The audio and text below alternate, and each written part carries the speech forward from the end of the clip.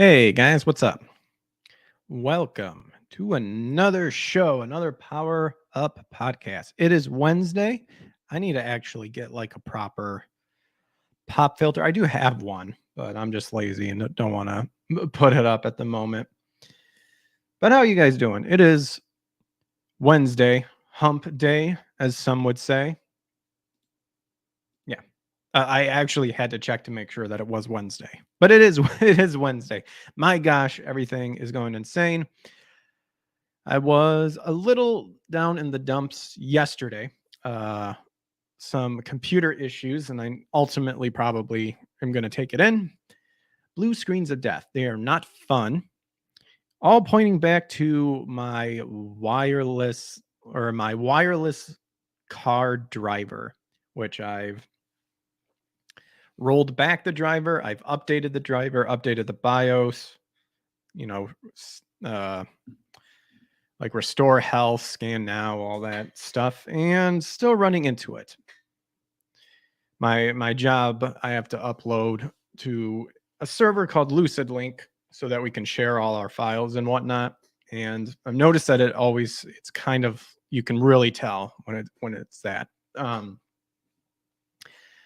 All because I think of a retarded Windows update. You hear the horror stories, like people update Windows, like updates, and then one thing is wrong and it just makes everything not work. Because sometimes I wonder if I should look into what is it, Linux. Don't have to deal with that shit then. But yeah, we are on YouTube, Rumble, and X. So if you're new to the show and you like hanging out and enjoy it, make sure to like and subscribe. I also do game streaming, and depending on if I take my computer in or whatever, I have my old tower like right over here, so I can rehook it up and everything. But until then, make sure to, I don't know what the hell I'm saying. Never mind. Just like and subscribe. What you see is what you're going to get. So what a wonderful promotion I just did there. Dude, the best I've ever done. Ever. You can check in the descriptions on YouTube and Rumble to find my other social media accounts, and also on X, which is what we're on, YouTube, Rumble, and X. X, you can find my link tree that has those social media listed there as well. So smash the subscribe, punch the thumbs up, turn on notifications to get notified when I go live, because heaven forbid YouTube may not send you a notification, but Rumble will. I also have a locals that I should probably set up the multi-stream over there as well. But we'll get there eventually. You can check that out as well. And of course, if you want to go beyond just pushing the algorithm to help support the channel, you can always check out the YouTube membership tiers and like Rumble subscribe tiers. Well, actually, I don't think Rumble has a subscribe tiers. They just have that subscribe button and locals and whatnot. Nothing special between the two. I'd like to give you guys more stuff down the road when we grow more. But I just have that set up just as an option for anybody who feels like they want to give out a blessing or anything. I am humbled and blessed regardless, and just appreciate you guys hanging out. Today has been a rough one, but we're here now, and we've got some articles that we'll be reading here. I'm thinking, you know what? I'm thinking we'll come in hot. You know, we'll talk about the main thing that caught my eye, and that is, of course, more Assassin's Creed Shadow garbage. This is probably going to go on for a while. And I've been talking about it lately. I mean, I'm not getting the game because I don't give a crap about Assassin's Creed. Man, the last one I played was Black Flag, and I didn't even finish it. And Assassin's Creed 3, I got halfway and I stopped too. Don't know why.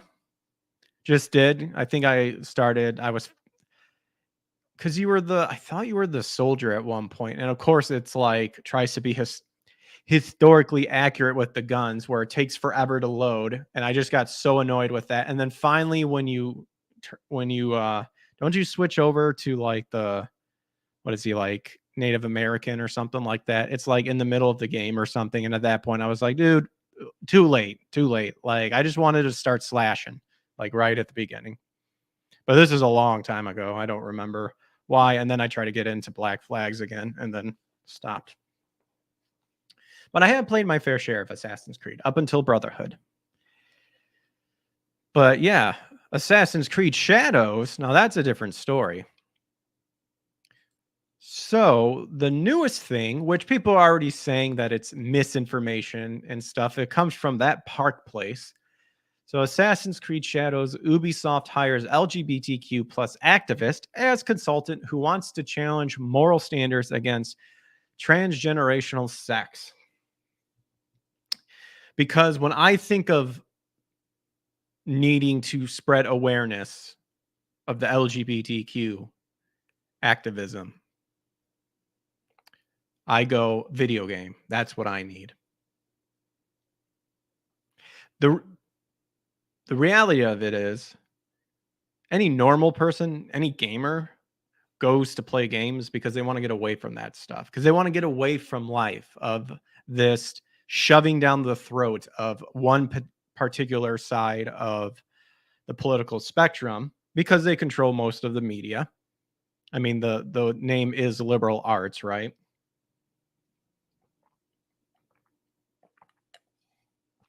But they're over here just fisting stuff left and right into the rectum of the video game industry.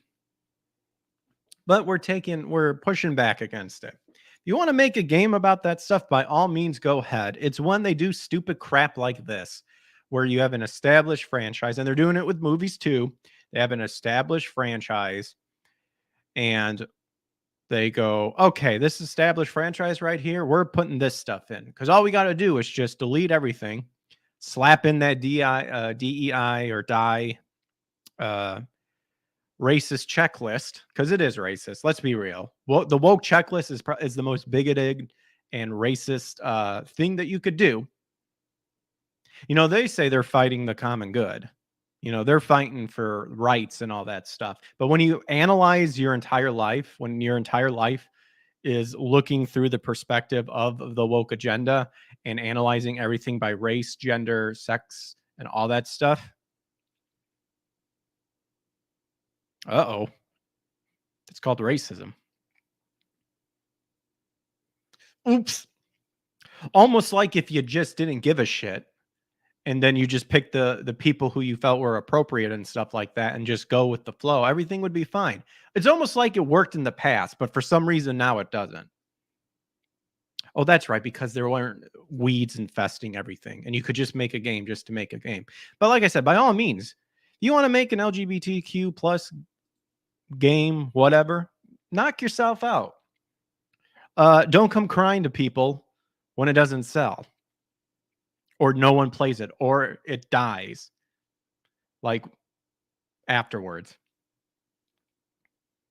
It's usually how it goes. It's what I was taught in college in the old liberal arts: money, sex, and power. That's like the three main themes you can find in anything: advertisement, movies, what have you. It's the same thing over and over.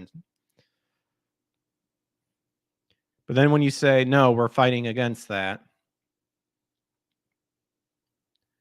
but yet then do the things that you claim you're fighting against. That answer, I have yet to receive any.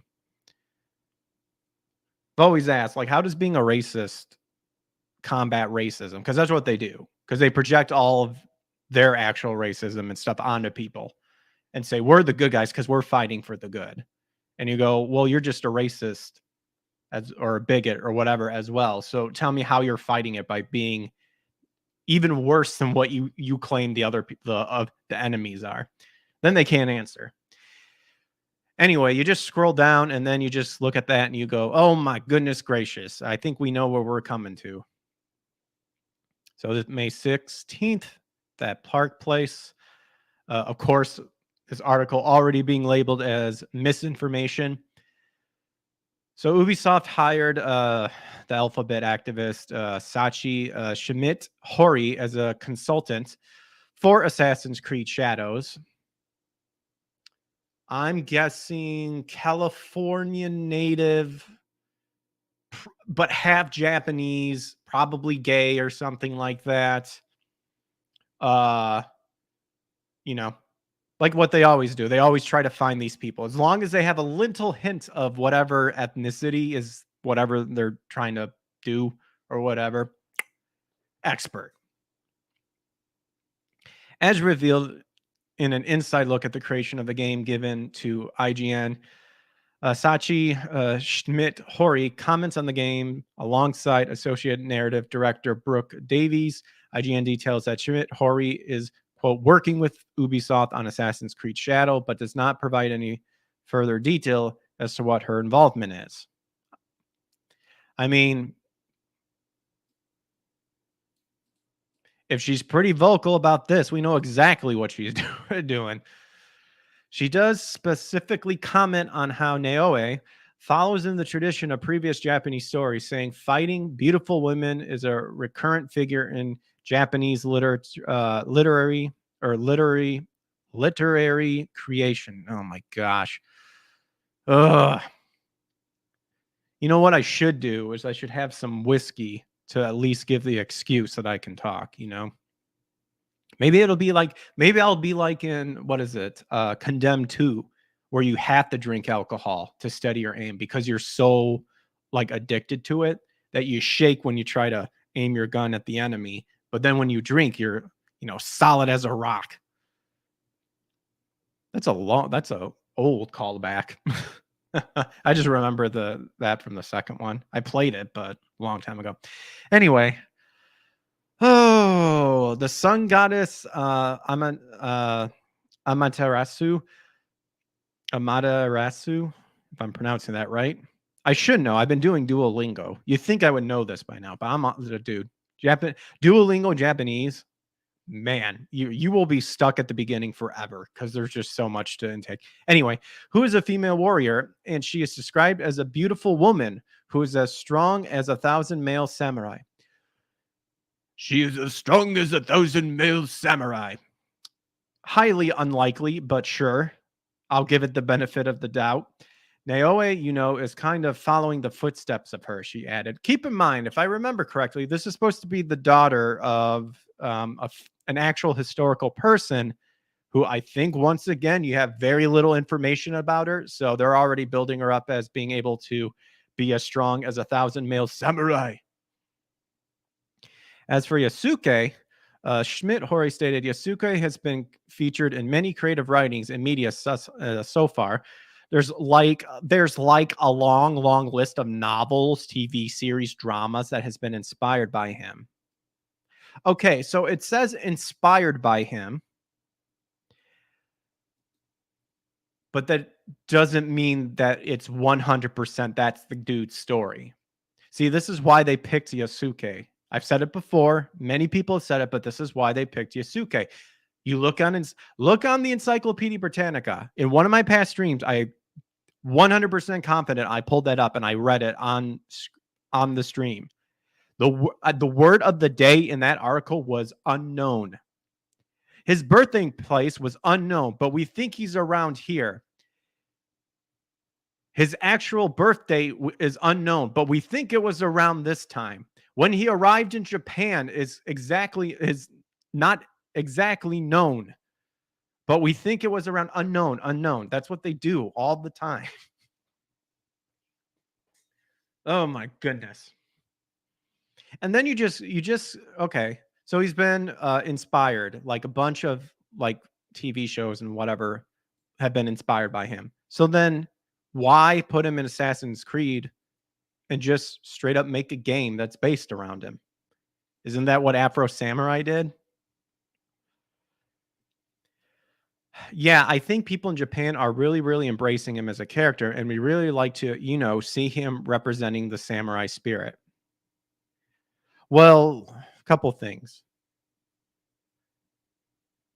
When you go, yeah, I think people in Japan are really, really embracing him as a character, and we really like to, granted, I'm not the best when it comes to vernacular, but a lot of there's like a long list and we're really like to, see him representing the samurai spirit.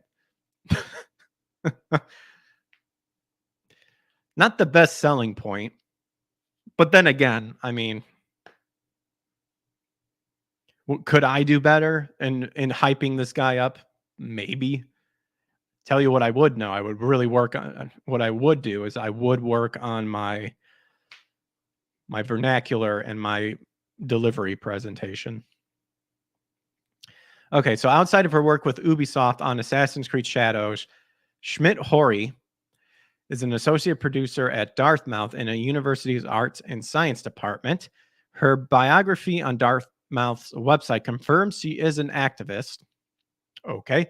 I'm interested in investigating how gender, sexuality, corporal reality, and power are represented and negotiated in pre-17th century Japanese narrative and illustrations. Man, did I hit that on the money.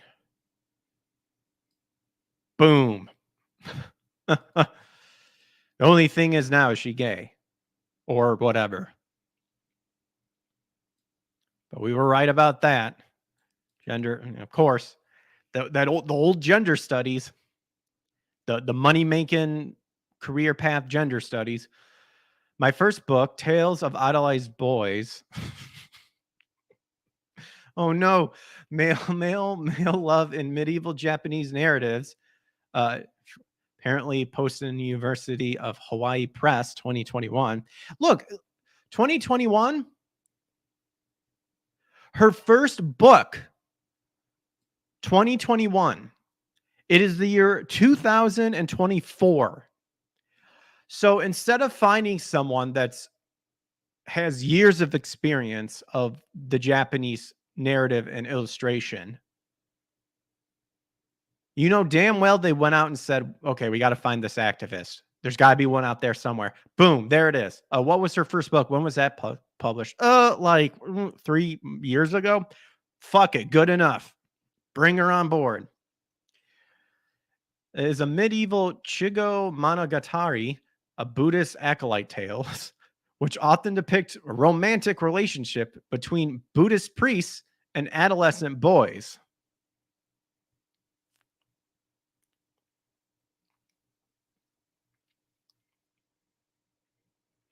You know damn well if Buddhist was replaced with Christian, or I guess more importantly Catholic. Although I'm sure some Christians have sadly dabbled with boys, and as the scripture says, better for a millstone to be tied around your neck.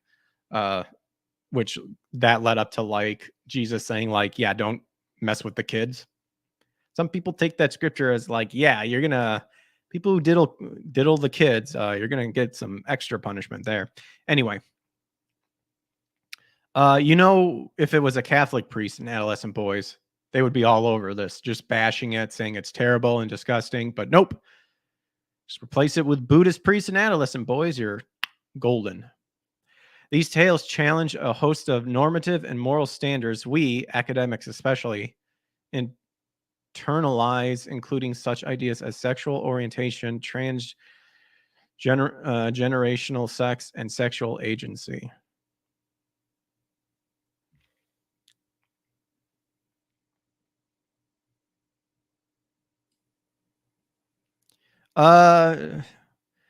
Messing around with kids is not of the norm, and it never will be. And if it does happen, we know that the end times are near, and the good Lord's going to come back and start smiting people left and right because he has had enough. That's not the only thing that's going to happen. I mean, only the Father knows the appointed time. The point being is when everything that is unlawful is lawful, and everything that's lawful becomes unlawful. That's when the world's like coming close to that Armageddon. Anyway, including such ideas as sexual orientation. I mean, you can struggle with that stuff, but we all know internally, women were made for men, men longed for a woman, and that's how it is. Anything else is fallen angel technology and lies.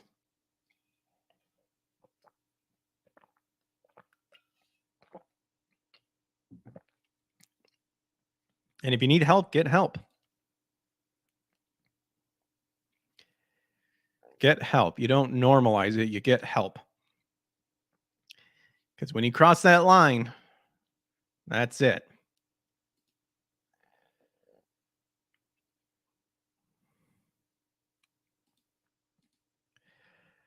Anyway, it continues. My current project is on the literary representation of milk kinships in pre-17th Japanese tales, including the tale of Ochikubo, the tale of Genji, and the tales of the Hike.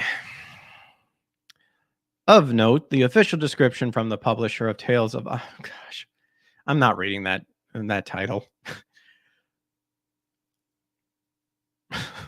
Mostly because it's like, I'm sorry, Tales of Idolized Boys. I can't even get through because I'm just laughing on how ridiculous it is. Reveals Schmidt Hori calls for a shift in their hermeneutic hermeneutic strategies applied to Chigo and Shingo Monogatari. Okay, maybe it's just the person writing the article, but the normal person has no idea what the hell you're talking about. I'm so sorry. Like this Chigo and Chigo Monogatari, whatever. Like, I like my anime. I have no idea what the hell you're talking about here. You gotta put a little bit more. But I mean, this title alone should give you an idea of where this weirdo is going. And puts forth, I'm not reading that again, or nuanced historicization of social constructs such as gender, sexual age, and agency, and a mode of reading propelled by curiosity and introspection. Earlier in the description, it states Sachi begins by delineating various dimensions of Chigo. The Chigo, quote, title, person's name, gender, sexuality, class, politics. So wait, Chigo means title. And by title, that can range from a broad stroke of like cultural, of like personal names, gender. See, this is what they do. And this could just be the Japanese language, but this is what the left do all the time. And it's this right here. This definition, prime example. If Chigo really just means titled, and the idea of when you think of title, it can be from names to gender to sexuality to class to politics and religiosity. Like there are already words that specifically like point out what you're talking about. This is what they do. They rewrite the definitions to be as fucking vague as possible so that whenever they feel threatened or attacked or justified in canceling someone or lashing out and stuff like that, it's because they can say, well, this was attack on this. And then you go, what's that? And then it's like, then they give you this long, broad ass definition of what it is. We see this, we saw this, with, the government hearings and stuff like that, with Cruz asking people, what's a woman? And then they go, well, we can't really give you an answer. It's like, yes, you fucking can. What's the definition? And they just go on by saying, well, we got to know what the context is and blah, blah, blah, blah, blah. This is what they do. They make it as fucking broad as possible. Anyway, to show the complexity of this cultural construct, the Chigo as a liminal figure who is neither male nor female, child nor adult, human nor deity. Wait, what? Oh my gosh. This is so retarded. A modern reception history of Chigo Monogatari follows, revealing, not surprisingly, that tales have often been interpreted through cultural paradigms, rooted in historical movement and worldviews far removed from the original. So you're just making up an excuse by saying, well, whoever was in control in the time, they defined what it is. But that doesn't mean that it was the truth. Great, that's kind of like what propaganda is. Propaganda is only told by one side, and they always make it out that their side is like the people on the right and all that crap, but it's not the truth. I mean, Scripture's the truth, first of all, but yeah, I kind of get where this is going, but gosh, I'm already bored.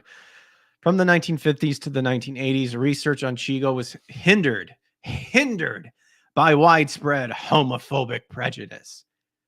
More recently, aversions to the age gap in historical master acolyte relations have prevented scholars from analyzing the religious and political message underlining the genre.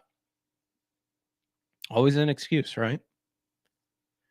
Because of homophobic prejudices. What, that you want to mess around with a kid? That's not prejudice. That's just straight up disgusting and demonic. Hopefully you haven't done anything. If you're just struggling with those feelings, you can get help. Like, there's still time. You cross that line and you do something, that's it. Game over. They've been serial crushed by... You'll get serial crushed by some huge freaking guy.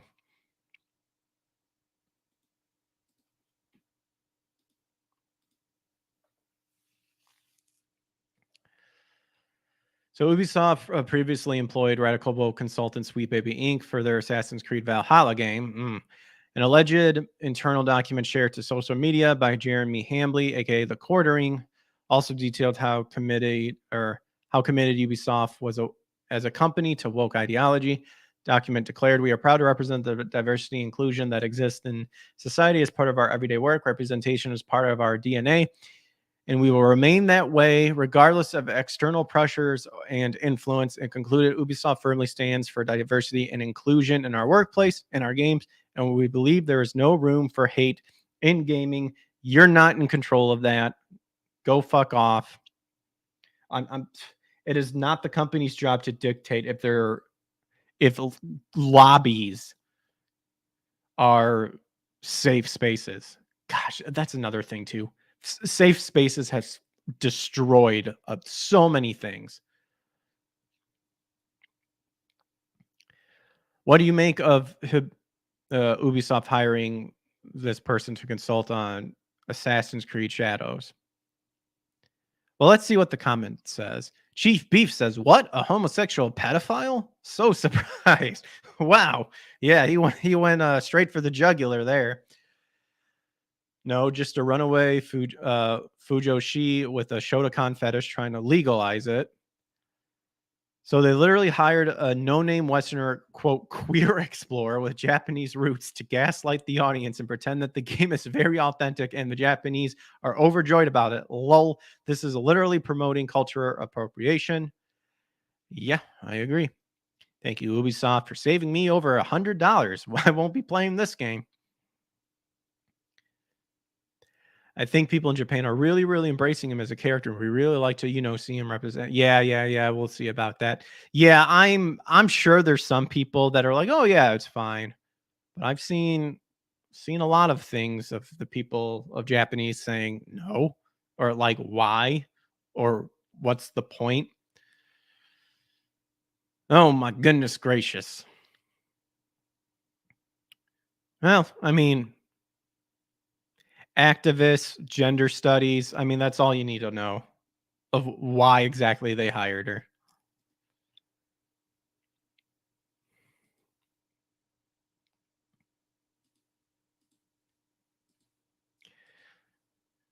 Bouncing off of that, Fandom Pulse had an article that says Assassin's Creed Shadows Yasuke was no samurai, despite what Ubisoft DEI narrative writers say historical records prove. So we've seen a bunch of people pulling left and right here. A lot of them just really quoting Wikipedia, which, I mean, people took screenshots of that constantly changing. So let's see what this has to say. Did I read this? I felt like I've read this. I don't think I did, though. Ex-user Layman's 8 did gamers a huge favor inspecting and then posting the historical records about the Black Slave Yasuke, who was reimagined as a real-life historical samurai in Ubisoft's upcoming Assassin's Creed Shadows video games. So here's the activist as a consultant. So here's like your LGBTQ consultants. Notice anything out of the ordinary?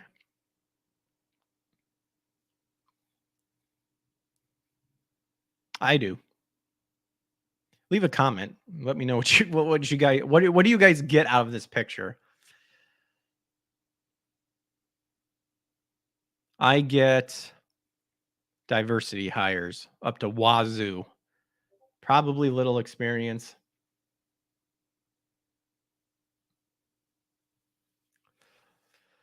Anyway, X user checked the historical records on Yusuke, the original text of the annual report of the Society of Jesus in Japan at the National Diet Library, the Nobunaga Koki Chronicle of Oda Nobunaga. And oh man, this guy went ham. If he actually, man, he dug that up. Oh boy, here we go.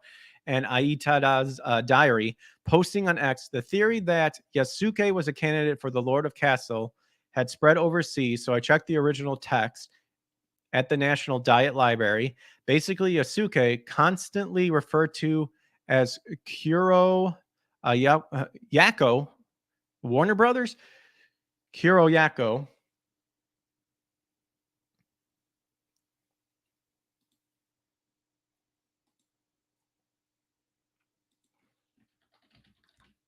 Oh, hold on a minute.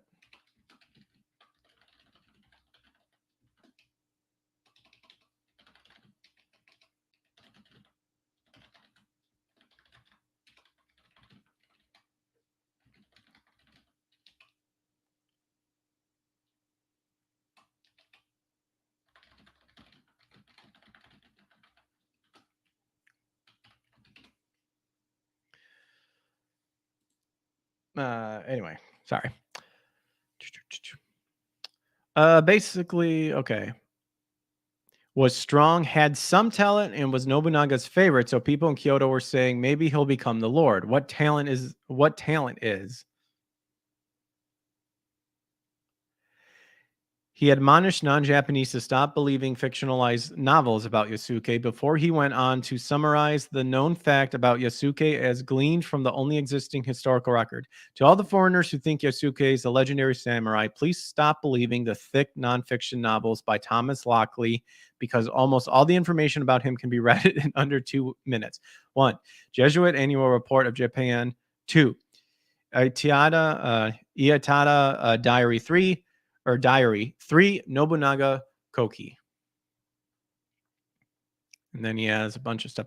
Starts off with what should be obvious, considering that feudal Japan would not have been familiar with Africans, and points out that the historical records indicate that Yasuke was treated as a curiosity from start to end of his limited stay in Japan. I recall reading that. Everything about Yasuke that can be understood from the documents, the novelty of seeing a black person drew so many people that some died. Freud's view of Yasuke was that of a black slave from start to finish. Missionary. If we put black slaves on display, we can earn 8,000 to 10,000 kothards in a short period of time. Nobunaga, his son, and his nephews were amused by his black skin and gave him 10 kanmen, approximately 70,000 or 700,000 yen. Uh-oh. That's not looking good for the people saying that, Yasuke was in favor with Nobunaga. That's not good. They were amused.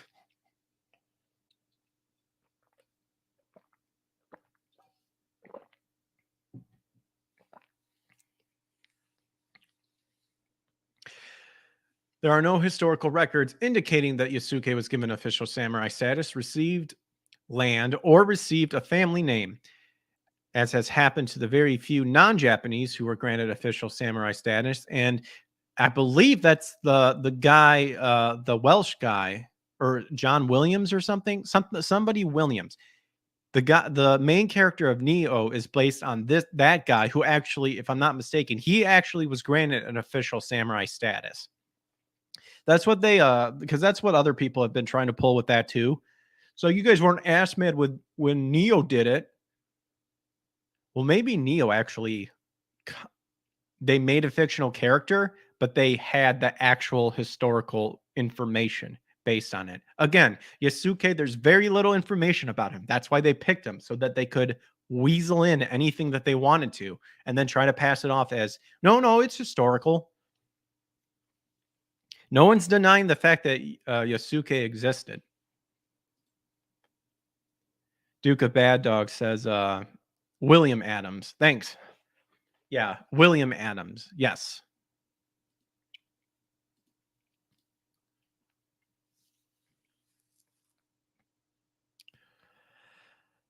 Received land. Okay. What the record shows that Yosuke was given a house, a short sword, and rice. That's it. Uh-oh.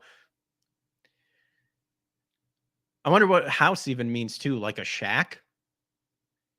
Here's your wakizashi or your todachi or kodachi. And here's a rice bowl. Dude, just that limited amount. Holy crap. Not something to actually be excited about, but I'm just poking fun. Yasuke was not the brave warrior either. Historical records, Luis Francis's annual report on Japan gives a brief account of what happened to Yasuke after the death of, they forgot the word of, his master Nobunaga. A black man whom the visitor, Valentiniano, sent to Nobunaga went to the house of Nobunaga's son after his death and was fighting for quite a long time. When a vassal of Akechi approached him and said, "Do not be afraid. Give me that sword." So he gave him the sword. Oh, man. Back down immediately. I thought he was this like badass bodyguard. That's what the other side was telling me. The vassal asked Akechi, what should be done with the black man? And he said, a black slave is an animal. Oh, oh no. Bestial and knows nothing. Nor is he Japanese, so do not kill him and place him in the custody at the cathedral of Padre in India.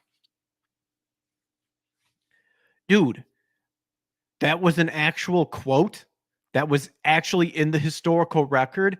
How can you just ignore that? Oh my gosh. And here they are wanting this guy to represent what Japanese is in the Assassin's Creed universe. Where if you want to go on history, this is how they treated them. Oh, dear Lord. Ouch. Rip you. He didn't avenge his master's death. He didn't commit seppuku. Oh, come on now. Should have died that warrior's honor. He surrendered. That doesn't sound like someone who would be venerated as a brave warrior or treated with the respect that a samurai would have commanded. Yep.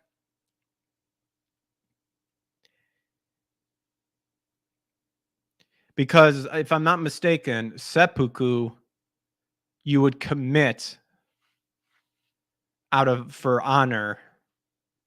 So I would assume they would do that before, like instead of surrendering. But then if someone did surrender and their honor was tarnished and their pride was shattered, then when they would kill themselves, some people will still refer to it as seppuku, but it's a more disgraced version. Some people like to incorporate harakiri, which I heard isn't exactly true. But but as you know, as Dennis Reynolds would say, but the implications. Oh man. And we haven't even touched on the question of Yasuke being a master swordsman, skilled archer, and good swimmer, all skills required of a samurai in the 3 years he spent in Japan. The answer, of course, is he didn't. Yeah, could he really master all that in just 3 years? Me thinks no. Well, there you go. I'm actually glad I found this because this guy, like, if he actually went, I mean, it said he did. He actually went to the historical records and pulled it out. So to me, case closed. You can bullshit all your way around all you want. This is what the people thought of, and it's historically documented. Sorry.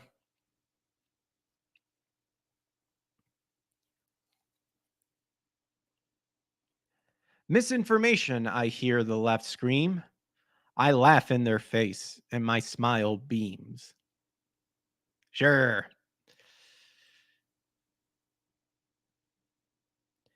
Man, he just surrendered. But I mean,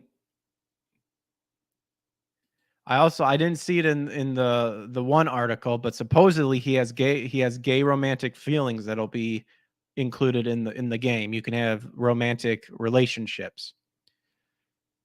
So, I mean, Yasuke was everything that these guys wanted. He was black, very little information about him, so they can make up any story you want. And apparently, Captain Steve's a fucking horse. Okay, that wasn't the clip I wanted to jump to, but it kind of works and it makes me chuckle because I love Norm Macdonald. What I meant to click was, And this guy must be a fag. that's what I meant to click. But oh well, it works anyway. Oh my goodness gracious. Well, good job, Fandom Pulse. I just recently started following this site. Really cool. Really cool. You want to know what's not cool though? Is that IGN, according to Niche Gamer, has acquired Eurogamer, Rock Paper Shotgun, and more. Specifically, it acquired Gamer Network Limited and all of the websites they own, which includes multiple IGN competitors from PAX owner ReedPop. So according to GameIndustry.biz, the acquisition was made for an undisclosed sum of money, and IGN Entertainment now owns the following: GamesIndustry.biz, Eurogamer, Rock Paper Shotgun, VG247, and Dice Break. This is a rather short article, it looks like, but something that we need to be wary of. Because as what we're seeing this pushback of a lot of people are tired of the game journalists. They're tired of the developers catering to the wokeness. They're tired of the woke and the CEO ass licking people. And we need to start providing. We need to bring back.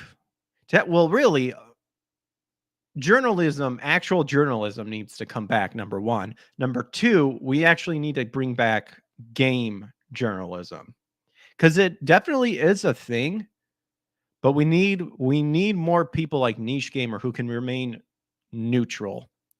And by neutral, I mean just report what's happening and do your research, X, Y, Z. But this is what they're doing. So because people are starting to be really vocal about it, they're now trying to buy out the competition. Just take all this money. Just let us own you. And money talks. So Game Network has held undisclosed shares of Outside Xbox, Digital Foundry, and Hookshot, which operates Nintendo Life, Push Square, Pure Xbox, and Time Extension. IGN Entertainment exists under the entertainment division of Ziff Davis, who already owns IGN. How long to beat? Oh, dang it. I use that website to figure out like what games I want to play in terms of stream time, and try to space them out. Lifehacker, Mashable, and even Digital Storefront, a Humble Bundle. Oh gosh, Humble Bundle. Dang, that sucks. As always, you can keep up to date with indies and the game, anime, and tech news you care about here at Niche Gamer. Yeah, well, I know Niche Gamer was kind of under some stuff because they were getting pressured by a specific company. They got kind of some pushback. This happened a little bit ago, just because a lot of people were like, dude, are you caving to them? Like, what's up? Like, don't do that. Tell them to piss off. But yeah, I will not be surprised if more of these type of gaming journalism or journalist websites and whatnot are being bought out by the bigger competition. We can't let it happen. If you really stick true to your values and whatnot, if they come offering you something, refuse it. Refuse it. Because I guarantee you can get support like from us, you know? Indie, man. Indie's the way to go. Can't get told what to do. That means obviously you have a big target on your back and they'll be coming in hot after you, but you don't have to answer to people. And you can just present it just to present it.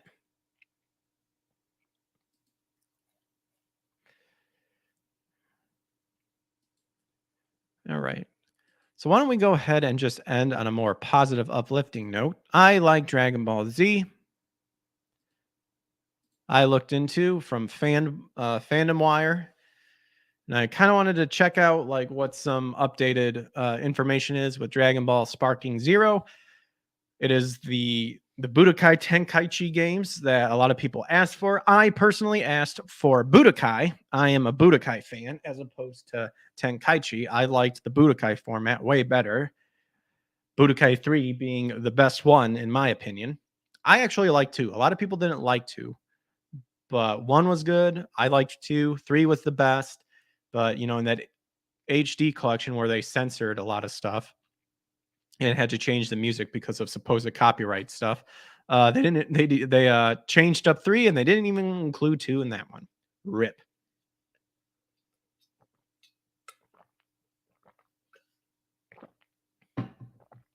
All right, so Dragon Ball Z Sparking Zero includes a little nod to Dragon Ball Super only. The biggest, or Super, only the biggest of fans will have noticed. Now, I am not actually a Super fan. I like the anime, or the anime, or oh my gosh, I like the manga more. I do not like the anime. I don't like the art style. I mean, End of Boo Saga was like your peak, to me, your peak way of what Dragon Ball Z should look like. And I'm actually re-watching Dragon Ball GT again. And I gotta say, there's definitely a lot of stuff, obviously, that could have meshed better and fixed it, but it's not as bad as what I remember it. I know a lot of people don't like it, but there's a lot of interesting concepts that I did like. For example, I actually think Dragon Ball GT, the beginning where they go searching for the Dragon Balls, I think that was successful in capturing the Dragon Ball kind of feel than supposedly what Super did. When I heard Super was announced, people were saying like, "Oh, it's like the humor of Dragon Ball mixed with the action of Dragon Ball Z." Well, not really. Not even close. I think Dragon GT, beginning of GT kind of captured that. Now, granted, I wasn't a big fan of Goku turning back into a kid, but it does make sense and it does overall fit better because they made uh trying to do the humor of the humor Goku had in Dragon Ball and apply that to him growing up doesn't work because a lot of the jokes was because he was a bumpkin. He was a hillbilly who didn't know anything about the world. He's been accustomed to the world long enough that you can't really recapture that joking spirit anymore. But GT kind of did it by having him revert back to a kid and in a way almost have some of that childish humor that was lost in adult Goku kind of revert back with him. And these are my like ongoing thoughts about revisiting GT. Like I said, there was still some stuff that it was just like, oh, could be made a little bit better, but anyway. So as Bandai Namco brings out the next Budokai Tenkaichi game, it sure has paid immense attention to details. Dragon Ball's, well, I guess it's called Dragon Ball Sparking Zero, not Dragon Ball Z Sparking Zero, has done justice to the original universe, whether it's the combat or a character's personality. To this end, fans still haven't had enough of finding their minute details that even trained eyes would miss. With 164 characters on the roster, wonder if they'll have like Cyberman and Apul, Frieza Warrior #1. A lot of guys into each character being unique in its own way, but that doesn't concern the developers as they have taken their time to forge the character in a way that players will be reminded of the days they enjoyed the popular anime. And I think there was an article I saw about how Sean Schemmel spent like over 80 hours like voice recording, like total or something like that. Whatever. I don't really give a shit about Schemmel. Okay, that looks a little bit better. When I first saw the very first thing, I wasn't super impressed. So these lines right here, these white lines, I do not like the flatness of it. I like the aura type look and the cell shade look. The heavy line cell shade look of Budokai. That's me though. Like they kind of did it well with burst limit. Unfortunately, Burst Limit didn't take off. Dragon Ball has a lot of peak moments, but there's this one scene that we can't get enough of, no matter how many times we see it. Just before his fight against the legendary Super Saiyan Broly, Goku does this warm up for a few seconds that has become one of the peak Dragon Ball moments throughout the years. Oh yeah, the little dance thing. And how could developers forget this? So they decided to add it to the upcoming Bandai Namco game. A fan on social media platform share the short clip.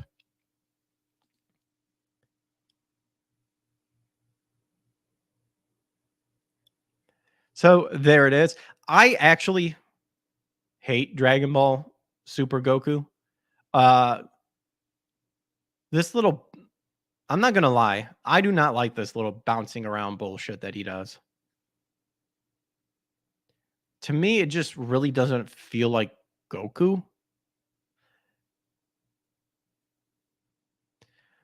Like, I just can't think of a time when he did that when the beginning of a battle was about to begin, until Super came along. I personally don't like it. I like the more iconic where, Goku, when he was a kid, he would always bow. That was cool because he obviously try to respect the opponent. The classic Saiyan saga. We don't need this oh, I'm prepping myself up ready to fight Bruce Lee sort of thing. Yeah, it's cool, but is it necessary? No. The iconic beginning of Goku versus Vegeta. Just they're talking, they're standing stoic, and then they get into fighting defense position or fighting ready position. That's all you need. So, I mean, I'm not busting a nut over this. That Brock Lesnar bounce. Oh, yeah. Ugh. Ted Cruz, Zodiac Keller over on Rumble says, "Hey, it's my favorite racist podcast." Yeah, I'm surprised I was even tagged in that Twitter, in that X space. 30 minutes of rambling from that guy, and I didn't even bother watching it. I skimmed through it a little bit. I'm like, okay, when are you gonna get to me? And he never did. Or if he did, it was very, very short. I think at some point he was talking about Christianity and stuff. So that's probably where I was tied in. Because he was trying to make the comment of, I don't hear you guys talking about Catholics and the the molesting of little kids and stuff. It's well, clearly you don't listen to my streams because I've said plenty of times I have problems with every denomination. Catholics, no exception. And I think there's a lot of shit in there that is straight up paganism that does not follow scripture. And the catch 22 is that every denomination has something that technically isn't really scripturally supported or needed. And that's why I'm a proponent of just read the scripture, study the word, Acts 17:11, do your due diligence, and question everything. Question every leader that claims to talk about, this is what this means and stuff like that. Even when I talk about it, it's how you're supposed to do it. So no matter how Goku gets, he never gets old. Given that the game is coming after 17 years, we are likely to see dramatic changes. More than that, players might be waiting to see other Goku transformations like Super Saiyan God and Ultra Instinct that weren't possibly developed for Budokai Tenkaichi 3. Well, that's a dumb statement. It wasn't even why even mention that? Of course they're going to add it. And of course, Budokai Tenkaichi 3 didn't have a super stuff. Now there's mods out there that if I could get that hooked up, that would be pretty cool to check out. So apart from this, Goku will retain his voice. Oh yeah. Yeah, 60. Okay, I said that earlier. 60 to 80 hours of cheerful fighting that third-rate Goku Sean Shemo voiced. I say third-rate because I still think Peter Clemmings is the first Goku. Well, actually, Ian James Sinclair? No. He's Whis. I always get the name of the first Goku mixed up.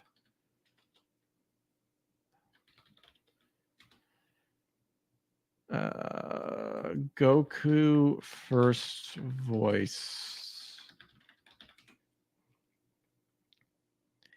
Dude, you type in Goku first voice actor and Sean Shem will pulls up. You are not the first voice actor. From what I've heard, you were, I mean, a lot of people were told to mimic the Ocean Dub people. Ian James Corlett. Okay, that's who I always reverse. I always want to say Sinclair, but Sinclair is Whis.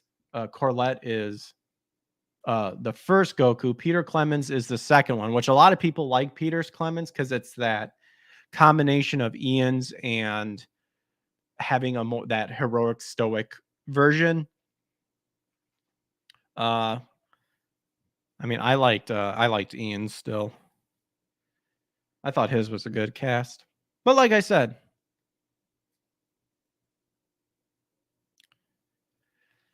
Ian did it, and then it kind of switched, and Peter kind of listened to Ian's, but gave it its own personality. But then a lot of the people at Funimation, when they picked it up and stuff, they just tried to do their impressions of who of the original voice actors.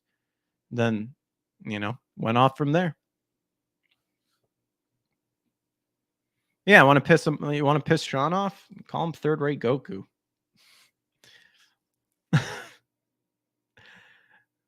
He's the third Goku. He tries to act like he was the first one, but he was the third one. And his Goku was told, like, the base of his Goku voice, he was told to mimic.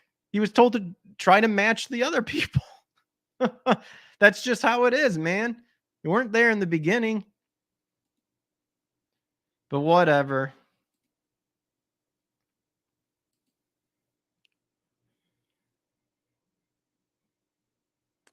Fortunately, some characters won't have luck. It will be nice to see what more details are hidden in the trailers, as that's all we can do until the game arrives. While we don't have an exact date for the game's arrival, some leaks suggest October 1st, 2024.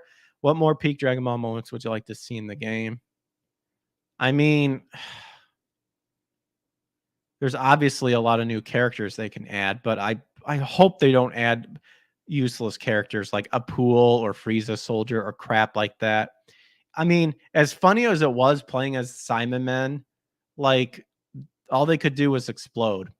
And then that's it. Cell Jr., I mean, they were as strong as everyone else, so you could kind of see why it might be interesting playing as Cell Jr., but not necessary.